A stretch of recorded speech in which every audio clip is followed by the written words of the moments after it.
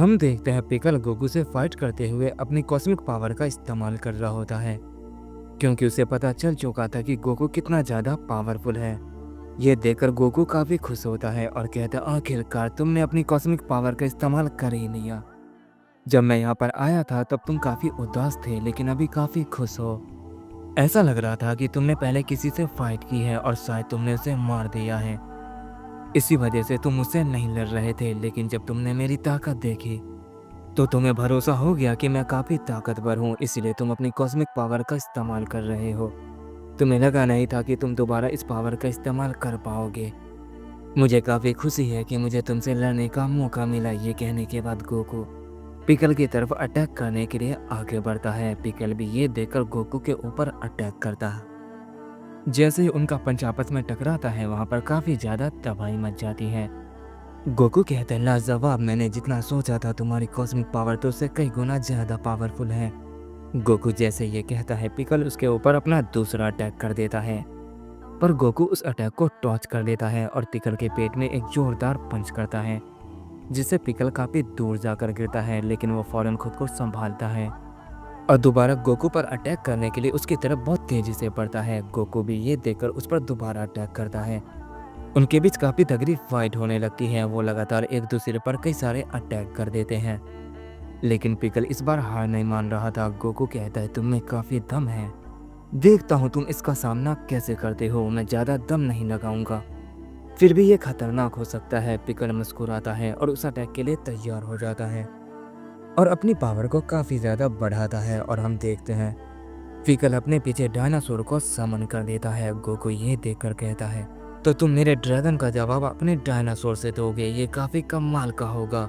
ये कहने के बाद वो अपनी बेस फॉर्म में ही पिकल के ऊपर अपना ड्रैगन पंच कर देता है और हम देखते हैं वो ड्रैगन पिकल के डायनासोर को जकड़ देता है। पिकल खुद को छुड़ाने की कोशिश करता है, लेकिन वो ऐसा नहीं कर पा रहा होता है और अचानक से वहाँ पर काफ़ी बड़ा धमाका होता है और इसके बाद हम पिकल को देखते हैं जो काफ़ी ज़्यादा डैमेज हो चुका था, पर वो कॉस्मिक पावर की वजह से खुद को बहुत जल्दी हील कर देता है और दोबारा फाइट करने के लिए तैयार हो जाता है। गोकू कहता है, मैंने जितना सोचा था ये कॉस्मिक पावर तो उससे भी कमाल की है, शायद इसीलिए कि तुम इसे बहुत टाइम से इस्तेमाल कर रहे हो और तुमने इसे मास्टर कर लिया है। तभी पिकल अपनी कॉस्मिक पावर को बहुत ज़्यादा रिलीज करता है, जिस वजह से उसके अंदर से काफ़ी ज़्यादा ऑरा बाहर निकलने लगता है और वो एक पावरफुल अटैक तैयार करता है और फौरन ही गोकू पर कर देता है। गोकू उस अटैक से बचने की कोशिश नहीं करता है, वो पिकल की ताकत को देखना चाहता था, जिस वजह से वो अटैक सीधा गोकू के पेट में जा लगता है। वो अटैक बहुत ही ज़्यादा पावरफुल होता है, जिस वजह से गोकू थोड़ा पीछे की तरफ चला जाता है। पिकल को यकीन नहीं हो रहा था कि इतने पावरफुल अटैक के बाद सिर्फ गोकू अपनी जगह से हिला है। गोकू को उस हमले से ज़्यादा कुछ नहीं हुआ था, पिकल का सबसे खतरनाक हमला जिससे उसने काफी लोगों को मार दिया था, गोकू ने उसे बहुत आसानी से सरवाइव कर दिया होता है। ये देखकर पिकल का दिमाग काम नहीं करता है और वो लगातार गोकू के ऊपर कई सारे अटैक करने लग जाता है, जिस वजह से वो पूरी जगह तबाह होने लगती है। गोकू कहता है, तुम्हारे अंदर तो कमाल की एनर्जी है। पिकल ये सुनकर रुक जाता है, उसे लगता है कि गोकू कोई खतरनाक अटैक करने वाला है, जिस वजह से वो पीछे हट जाता है और गोकू के अटैक को रोकने के लिए तैयार हो जाता है। गोकू को भी समझ नहीं आता है कि पिकल ने अटैक करना बंद क्यों कर दिया और वो ऐसा क्यों कर रहा है। तभी पिकल को देखकर गोकू को समझ आ जाता है कि वो चाहता है कि मैं उसके ऊपर अटैक करूं। तो ठीक है, अब मेरी बारी है। ये कहने के बाद गोकू मिजोरी स्मैश तैयार करता है और पिकल के ऊपर कर देता है। वो अटैक इतना पावरफुल होता है कि वो पूरी की पूरी जगह तबाह हो जाती है। उस अटैक के बाद पिकल काफी दूर जाकर गिरता है। गोकू ये देखकर कहता है, पिकल शायद अब लड़ने की हालत में नहीं होगा, ये पूरी जगह तबाह हो चुकी है, तो अब मुझे यहाँ से चलना चाहिए। मैं यहाँ की कॉस्मिक पावर के बारे में जान चुका हूँ, मुझे यकीन है पिकल ने मेरे अटैक को सरवाइव कर दिया होगा। ये कहने के बाद गोकू वहाँ से जाने लगता है। गोकू को पता नहीं था कि जहाँ वो फाइट कर रहा था वहाँ कैमरे लगे थे और उनकी सारी फाइट रिकॉर्ड हो चुकी थी और गोकू के मिजोरी स्मैश की वजह से वो कैमरे और बाकी सब कुछ तबाह हो जाते हैं। पर उससे पहले की सारी फाइट रिकॉर्ड हो चुकी थी और गोकू के बारे में सब कुछ पता चल गया था। सारे शहर में ये खबर आग की तरह फैल जाती है कि एक ऐसा शख्स आया है जो बहुत ही ज़्यादा स्ट्रॉन्ग है और उसने अब तक के सबसे पावरफुल इंसान को यानी पिकल को हरा दिया है। ये जानने के बाद जितने भी बड़े फाइटर थे वो गोकू से मिलने के लिए काफी ज्यादा उतावले होते हैं। बाकी यहाँ तक कि यूजीरो हानमा को भी गोकू के बारे में पता चल गया था। यूजीरो हानमा के चेहरे पे काफी गुस्सा होता है और वो कहता आखिर ये कैसे हो सकता है, कोई इंसान इतना ज्यादा ताकतवर और वो भी अचानक से। मुझे उससे मिलना होगा, आखिर वो कौन है जिसने पिकल को इतनी आसानी से हरा दिया। एक ऐसा इंसान जिसके पास कौशलिक पावर थी, पिकल आखिर वो इतनी आसानी से उससे कैसे हार गया। मुझे ये जानना है और अपनी नई पावर को उसके ऊपर आजमाना है। ये कहने के बाद यूजीरो हानमा गोकू की तलाश में निकल पड़ता है।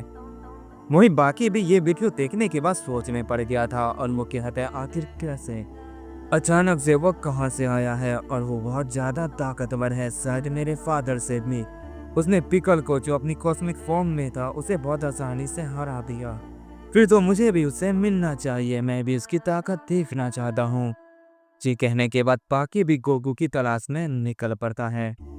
इसके बाद हम डार्क गोकू और असुरा को देखते हैं जो आपस में फाइट कर रहे थे। असुरा ने अभी तक अपनी फाइनल फॉर्म का इस्तेमाल नहीं किया होता है। इस पर गोकू कहता है तुमने तो कहा था कि तुम मुझे मारने वाले हो, लेकिन क्या हुआ, तुम अभी अपनी पूरी ताकत का इस्तेमाल नहीं कर रहे हो। इस पर असुरा कहता है मुझे इसकी जरूरत नहीं पड़ी, मुझे लगा था शायद तुम्हारी पावर इतनी बढ़ जाएगी कि मुझे अपनी फाइनल फॉर्म का इस्तेमाल करना पड़ेगा, लेकिन फिलहाल मुझे इसकी कोई ज़रूरत नहीं है। गोकू कहता अगर ऐसी बात है तो ठीक है। ये कहने के बाद गोकू अपनी डार्क पावर को होल्ड करता है और अपनी प्योर पावर को रिलीज करता है और अपनी प्योर पावर की फॉर्म में ट्रांसफॉर्म हो जाता है। असुरा ये देखकर कहता वाह क्या बात है, लगता है तुम्हारी ताकत धीरे धीरे जाग रही है, अब तुमसे लड़ने में मुझे काफी मजा आएगा। ये कहने के बाद असुरा भी अपने डार्क पावर को रिलीज करता है। इसके बाद वो दोनों एक दूसरे के ऊपर बहुत ही पावरफुल अटैक कर देते हैं। गोकू उनकी फाइट को देख रहा होता है और कहता है ये फाइट तो खत्म होने का नाम ही नहीं ले रही है, लगता है मैं यहाँ आकर फंस चुका हूँ। ये फाइट बहुत ही लंबी चलने वाली है, मुझे थोड़ा आराम कर लेना चाहिए या फिर मुझे खुद से ही फाइट करनी चाहिए। क्यों ना इसके लिए मैं अपने क्लोन का इस्तेमाल करूं, इससे मैं बोर होने से बच जाऊंगा और मुझे काफी मजा आएगा। ये कहने के बाद गोकू अपनी यूनिवर्सल पावर को रिलीज करता है और एक छोटी सी छलावे की दुनिया को तैयार करता है। इसके बाद गोकू कई सारे क्लोन बनाता है और सारे क्लोन को उस छलावे की दुनिया में ले जाता है और खुद भी चला जाता है। फिर वह एक क्लोन को छोड़कर जो बाहर में उन दोनों की फाइट को देख रहा होता है और जैसे डार्क गोकू को मदद की जरूरत होगी वो उसकी मदद करेगा। तभी हम डार्क गोकू को देखते हैं जो अपनी प्योर पावर का इस्तेमाल करके असुरा को कर लेता है। पर कहता बताओ अब तुम मरने के लिए तैयार हो, फिर से मैं तुम्हें अपने अंदर एब्सॉर्ब करने वाला हूँ।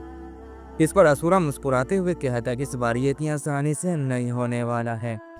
ये कहने के बाद असुरा अपनी पैरेलल यूनिवर्स की डार्क पावर को रिलीज करता है और अपनी बॉडी को एक की एनर्जी में बदल लेता है और गोकू की पकड़ से आजाद हो जाता है।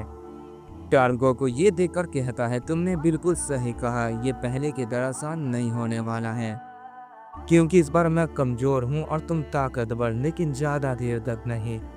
जल्दी तुम मेरे सामने घुटनों के बल आने वाले हो। डार्क गोकू जैसे ये कहता है असुरा पीछे से उसके ऊपर एक पावरफुल पंच कर देता है और कहता है तुम्हारा ये सपना कभी पूरा नहीं होगा। तभी डार्क गोकू फौरन ही उसके पंच को ब्लॉक कर लेता है और कहता है नहीं, ये मेरा सपना नहीं है बल्कि हकीकत है जो जल्दी पूरा होने वाला है।